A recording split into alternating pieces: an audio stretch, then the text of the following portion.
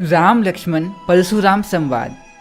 ये कहानी है जब श्री राम सीता जी के स्वयंवर में जाते हैं।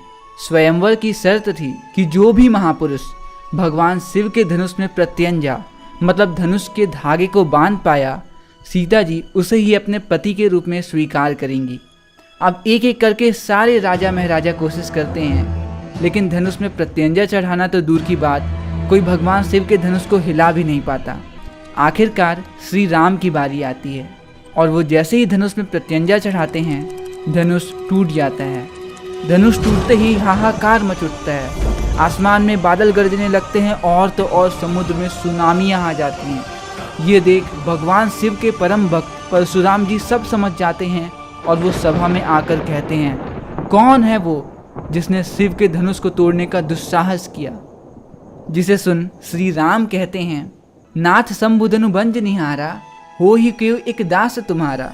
आये सु कहा कहिए किन मोही, सुनी रिसाई बोले मुनि कोही। श्री राम कहते हैं, हे नाथ, भगवान शिव का धनुष तोड़ने वाला आपका कोई दास ही होगा। मुझे बताएं आपका क्या आदेश है। यह सुनकर परशुराम जी और भी ज़्यादा क्रोधित हो जाते हैं और कहते हैं, सेवक जो सो करे सेवकाई, अरि करनी करी करी ये लड़ाई। सुनो हूँ राम जी हूँ शिव धनु तोरा, सहस बाहु सम सो रिपु मोरा। तुम धनुष तोड़ने वाले को सेवक कहते हो? अरे सेवक तो वो है जो सेवा करे। भगवान शिव का धनुष तोड़ने वाला तो शत्रु की भांति लड़ाई करने के योग्य है।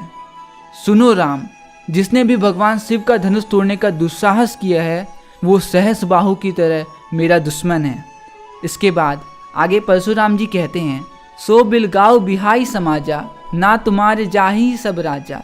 सुनी मुनि बचन लखन मुस्काए, बोले परशु धरही अवमाने।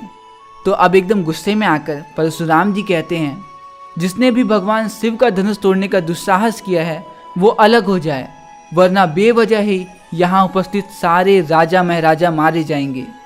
परशुराम जी की ये बातें सुनकर श्री राम के छोटे भाई लक्ष्मण जी मुस्कुराते हैं और परशुराम जी का अपमान करते हुए कहते हैं, बहु धनु ही तोरी लड़काई, कबहू न असी ऋषि कीनी गोसाई।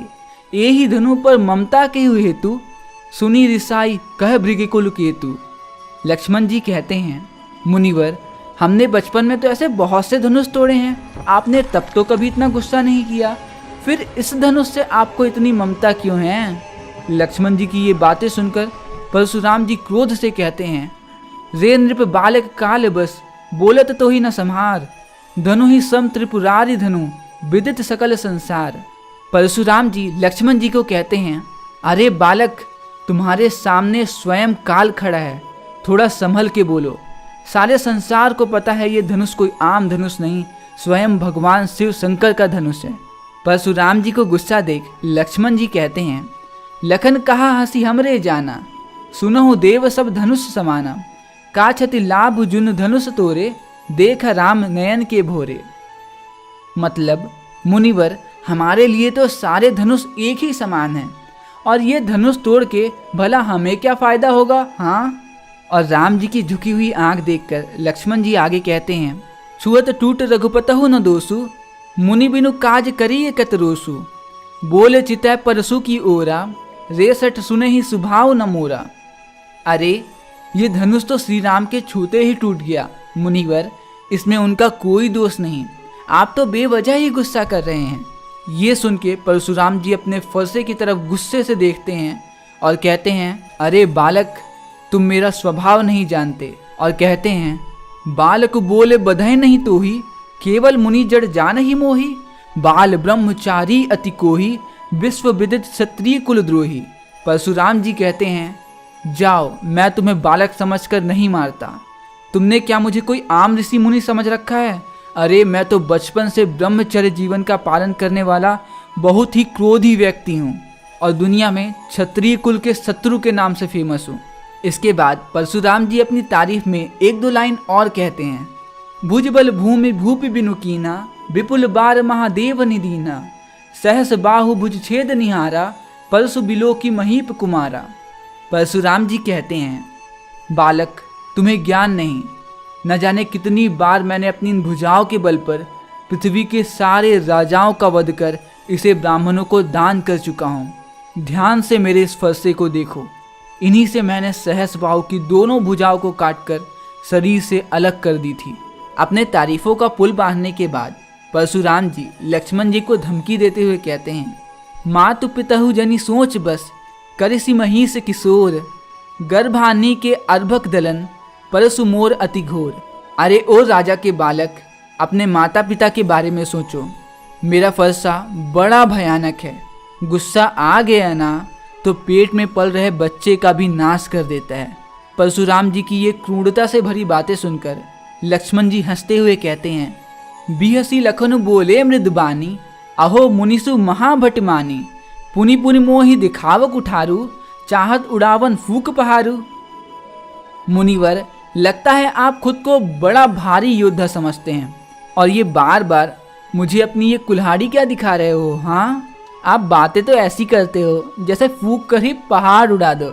और परशुराम जी की धमकी का जवाब देते हुए लक्ष्मण जी कहते हैं, यहाँ कुंभर बतिया कोई नाही, जे तरझनी देखी मर जाही, देखी कुठार सरासन बाना, मैं कछु कहा सहित अभिमाना।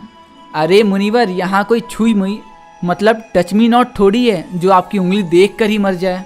और आप ये जो बार बार अपने कुठार और धनुष बाण दिखा रहे हो, मैं इनसे डरता नहीं हूँ, इन्हें देख कर ही पूरे अभिमान के साथ ही बात कर रहा हूँ। जिसके बाद लक्ष्मण जी परशुराम जी को आगे कहते हैं, भृगुसुत समझ जनेऊ बिलोकी, जो कुछ कहू सहो रिस रोकी, सुर मही सुर हरिजन अरुगाई, हमरे कुल इन्हें पर न सुराए। मुनिवर, आप जनेऊ धारण किए भृगुकुल वंश के साधु हैं, इसीलिए आपने जो भी कहा मैं उसे सह लेता हूँ।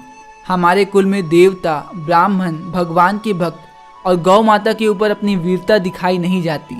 जिसके बाद लक्ष्मण जी परशुराम जी को आगे कहते हैं, बंधे पापु अपकीर तिहारे, मारत हूपा परिय तुम्हारे, कोटि कुलीस सम बचनु तुम्हारा, व्यर्थ धरऊं धनु बाढ़ कुठारा।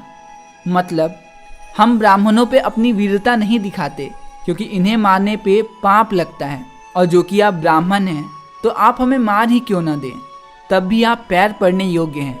वैसे आपकी ये बातें हथियार के किसी वार से कम थोड़ी हैं, व्यर्थ ही आप अपने साथ धनुष बाण और ये कुठार रखते हैं।